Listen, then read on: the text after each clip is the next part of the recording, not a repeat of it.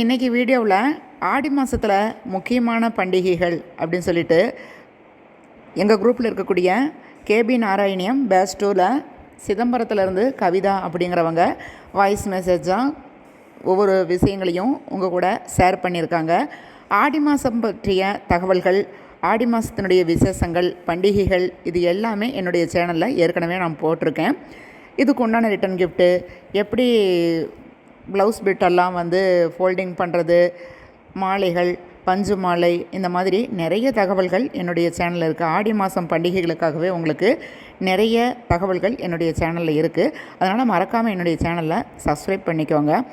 இப்போது சிதம்பரத்துலேருந்து கவிதா உங்களுக்கு நிறைய தகவல்கள் தரப்போகிறாங்க. இது எல்லாமே உங்களுக்கு பயனுள்ளதாக இருக்கும் அப்படின்னு நான் நினைக்கிறேன்.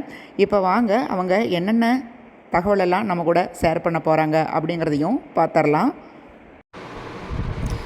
ஜூலை 7ஆம் தேதி பூரி ஜெகநாதரோட ரதோத்சவம் நடக்க இருக்குது. நம்மளால் அங்கே பூரி ஜெகநாதர் கோயிலுக்கு போக முடியலன்னாலும் ஏதாவது ஒரு கோயிலில், நம்ம வீட்டுக்கு பக்கத்தில் இருக்க கோயில், இல்லை எங்கேயாவது ஒரு திருப்பணி கோயிலில் நம்ம சுத்தம் பண்ணுறது, பராமரித்து அன்றைக்கி நம்ம தொண்டு செஞ்சோம்னா நம்மளுக்கு ஐஸ்வர்ய பிராப்தியும், கடவுளோட பரிபூர்ண அனுகிரகமும், நம்மளோட கர்ம வினைகளை தீர்க்கக்கூடிய மகத் பாக்கியமும் கிடைக்கும்னு சொல்லிட்டு நம்மளுக்கு சொல்லப்பட்டிருக்கு. ஆடி மாதம் வரக்கூடிய சுக்ல பக்ஷ பஞ்சமி திதியை ஸ்கந்த பஞ்சமின்னு கூட சொல்கிறாங்க. அந்த அன்னைக்கு நம்ம புத்துக்கிட்ட போயிட்டு மஞ்சள் குங்குமம் இதெல்லாம் விட்டு புத்துக்கு செலுத்திட்டு பால் வச்சு அதுக்கப்புறம் பூஜை செஞ்சுட்டு வந்தோம்னா ரொம்ப நல்லது.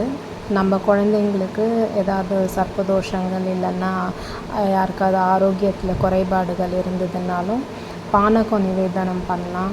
அதே மாதிரி கருப்பு எள்ளில் வெல்லம் கலந்து உருண்டைகள் மாதிரி செஞ்சு அங்கே வழிபட்டுட்டு வரலாம். புத்துக்கு வில்வ தளத்தால் அர்ச்சனையோ அந்த புத்து மேலே நம்ம சாத்தினாலும் நாகங்கள் ரொம்ப மகிழ்வடைவாங்கன்னு சொல்லி புராணங்களில் சொல்லப்பட்டிருக்கு. ஆடி மாதத்தில் வரக்கூடிய ஏகாதசியை ஷயன ஏகாதசின்னு சொல்லப்படுது. அன்றைக்கி விஷ்ணு பகவான் யோக நிதிரையில் செல்வதாக ஐதீகம். அன்னிலேருந்து சாதுர் மாத்திர மாத தீட்சை ஆரம்பமாகும்னு சொல்லுவாங்க. அந்த அன்னைக்கு பகவானுக்காக விரதம் இருந்து பூஜை பண்ணுறவங்களுக்கு கடவுள் எல்லா விதமான துன்பங்களும் அவங்களோட கர்மாவிலிருந்து விடுதலை செய்வதாக சொல்லப்படுது. ஆடி மாதத்துலேருந்து உத்தராயணம் முடிஞ்சு தட்சிணாயனம் ஸ்டார்ட் ஆகுதுன்னு சொல்லுவாங்க.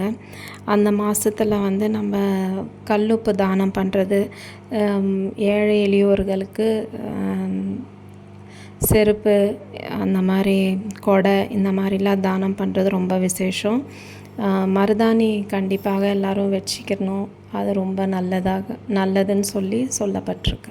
மாதத்தில் வரக்கூடிய தசமி திதியை, சுக்லபக்ஷ தசமி திதியை சாக்கம்பரி தேவி அப்படின்ற அம்பாளுக்கு பூஜை பண்ணுவாங்க.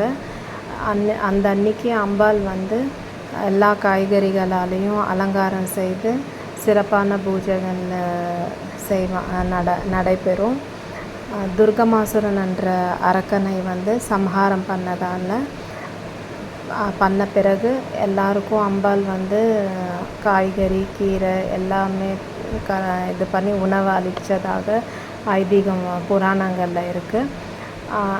அதனால் அந்த அன்னைக்கு அம்பாளை நம்ம எல்லோரும் அந்த காய்கறிகள் இதெல்லாம் கோர்த்து அம்மனுக்கு அலங்காரம் பண்ணி துர்கா சூக்தம் பாராயணம் பண்ணுறது, இல்லை கேட்பது எல்லா விதமான துன்பங்களையும் நீக்கும் அப்படின்னு புராணங்களில் சொல்லப்பட்டிருக்கு.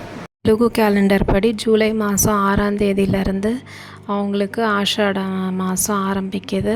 நம்மளுக்கு ஒரு 10 நாள் கழித்து நம்மளுக்கு ஆரம்பிக்கும். அந்த பாட்டிமையிலேருந்து தான் நவராத்திரி ஆரம்பிக்கும். அதுதான் குப்த நவராத்திரி, வாராகி நவராத்திரின்னு சொல்கிறாங்க. அன்னிலேருந்து பாட்டிமையிலேருந்து 9 நாள், இந்த தடவை வந்து 10 நாளாக நம்மளுக்கு செய்யக்கூடிய பாக்கியம் கிடச்சிருக்கு நவராத்திரி. அந்த நவராத்திரிகளில் யாரெல்லாம் அம்பாளை வந்து வேண்டி வணங்குறாங்களோ அவங்களுக்கு அந்த அம்பாள் வந்து பரிபூர்ண அனுகிரகம் கிடைக்கும். குழந்த பாக்கியம் இல்லாதவங்களுக்கு குழந்த பாக்கியம், நோய் நொடியிலேருந்து விமுக்தி, குடும்பத்தில் நல்ல நிகழ்ச்சிகள் நடக்கிறது, எல்லா விதமான துன்பங்கள்லேருந்தும் அந்த அம்பாள் வந்து நம்மளை விடுவிப்பாங்கன்ற பரிபூர்ண நம்பிக்கை அந்த வாராகி நவராத்திரினால் நடக்கும். தை மாதத்தில் வரக்கூடிய பௌர்ணமியை வந்து குரு பௌர்ணமி, வியாச பௌர்ணமின்னு கூட சொல்லுவாங்க. விஷ்ணு பகவானே வந்து வியாச பகவானாக வந்து பூலோகத்தில் அவதரித்து வேதங்கள், சாஸ்திரங்கள் எல்லாம் சொல்லி கொடுத்து நம்மளுக்கெல்லாம் தெரிவித்தாங்கன்னு சொல்லுவாங்க. விஷ்ணு பகவானோட அனுகிரகம் நம்மளுக்கு அன்னைக்கு பூஜை பண்ணுறதுனால கிடைக்கும். முடிஞ்ச வரைக்கும் அன்றைக்கி நம்மளோட குருவாக நம்ம யாரை நினைக்கிறோமோ அவங்கள போய் நேரில் போய் சந்திக்கிறதும், இல்லைன்னா அவங்கள நினச்சி பூஜை பண்ணுறதோ, வேதவியாசரோட பிறந்த நாளான அன்னைக்கு வந்து குரு பௌர்ணமியாக நம்ம நடத்தி வந்துட்ருக்கோம். அன்றைக்கி விஷ்ணு சஹஸ்ரநாமத்தை படித்தா ரொம்ப நல்லது. விஷ்ணுவோட நாமாவளி இல்லைன்னா விஷ்ணு சம்பந்தமான எந்த ஒரு பூஜை பண்ணாலும் மடங்கு பலனை தரும்.